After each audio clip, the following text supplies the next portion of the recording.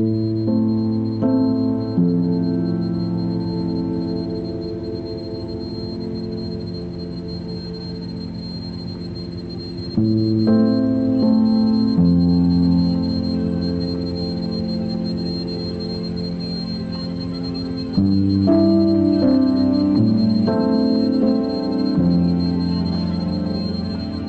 friend had the shotgun. We ran in the store.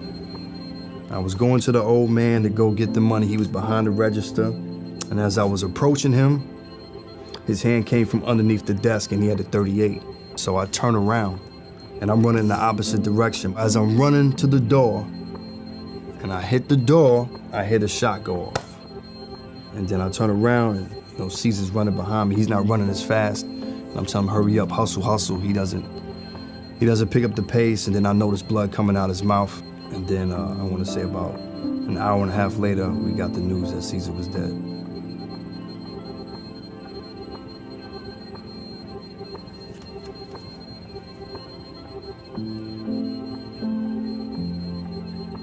I always felt that it should have been me.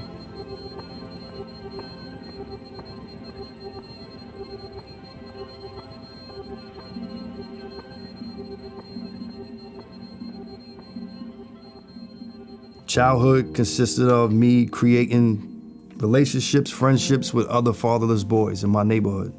And so I began to identify what manhood was in my mind was someone who exerted strength, was someone who showed that they were powerful. And so a lot of the times, though I was going through inner turmoil, I would do my utmost best to hide it, to tuck it away, to push it down, to smoke it away, to drink it away, and not show that I was weak. It was very normal to get up, see my boy, we'd be kicking it. Yo, what we gonna do today? Who we gonna get today? And so I convinced these two guys from my neighborhood to join me on this robbery. At the time I was 16, I was homeless. I was snorting $60 a day of heroin. I got arrested for that crime. And I went to Rikers Island. I was at Rikers Island for 8 months fighting that case, and then they sentenced me to 1.5 to 4.5 years in prison. Prison is degrading. They treat you like an animal, And so, in order to keep your mind, the way I did it, I read a lot of books. I could leave prison by reading. So I get out of prison, and I go back to my neighborhood, start getting involved with the same folks, back on drugs, back robbery. 9 months later, I'm back in prison. What was different on my second bid too was I was reading the Quran. I was reading books on Hinduism. I was reading the Bible. Like I was beginning to search. I wanted to change and do something new and have a fresh start. And that's when I looked, well, where do I have family? And then a lot of my father's roots is in Kalamazoo, Michigan. So that's when I was like, well, let me contact and see if I can go out there. Coming here made sense.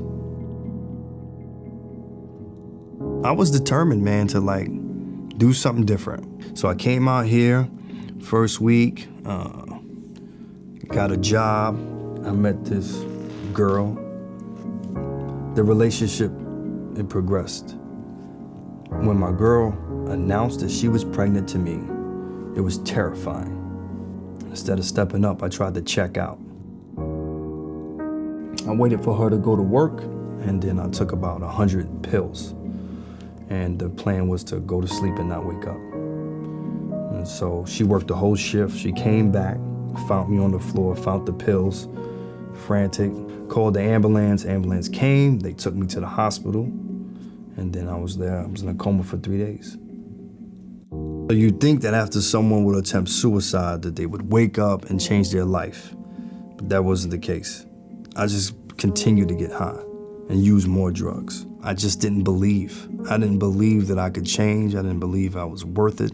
Physically, I'm 126 pounds. My cheekbones are sticking out of my face. Didn't eat right, didn't sleep right, and didn't shower. When my son hit around 2 years old, my wife just got tired of the lying, stealing her money. So she drove me down to the gospel mission, unloaded the bags, tears in her eyes, And she said she couldn't do it anymore. And I was angry. I was angry at her. I knew I was wrong, but I was angry. Out of all my experiences, crack cocaine was hell on earth. The worst thing I've ever experienced.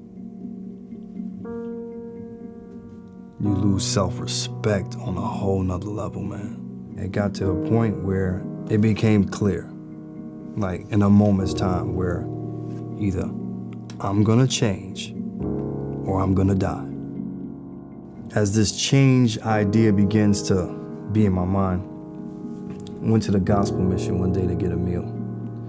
And there was this guy there from an old rehab 2 years ago. And he saw me. When I seen him, I can tell right away he was clean. He had weight on him, you know, smiling. And he was talking to me. He said, hey, how you doing, man? I said, I ain't doing good.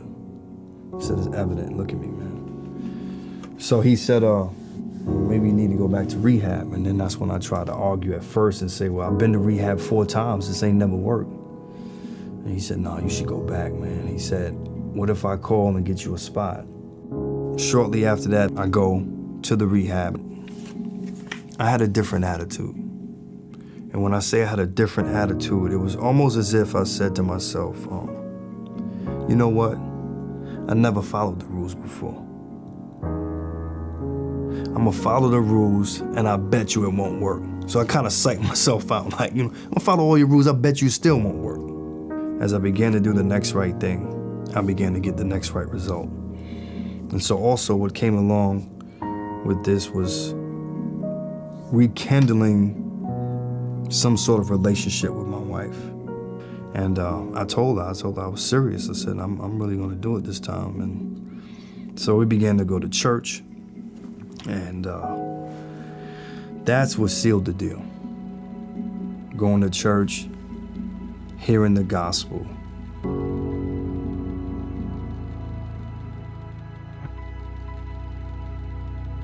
Going to church the first time, I remember thinking, wow, these people have no idea, what I've done.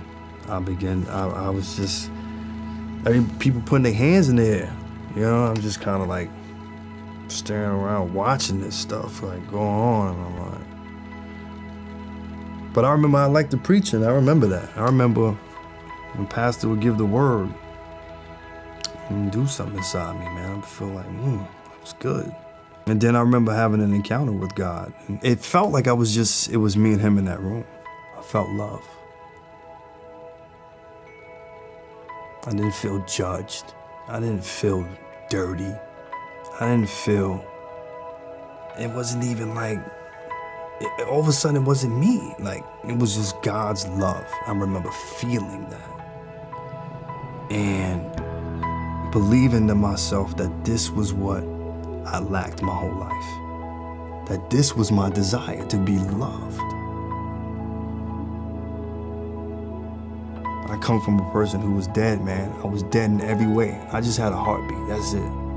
But I was numb inside. I didn't care about folks. I mean, if you can steal from your mother, your moms, how low are you? Till today, I give you a shirt off my back. Things are things. I recognize the most value I have is people. I have a new addiction, dude. It's seeing lives change, man. There's nothing like that. To see someone who was decayed, decrepit, that they say it's over, to just open up now, alive again with a second chance, man.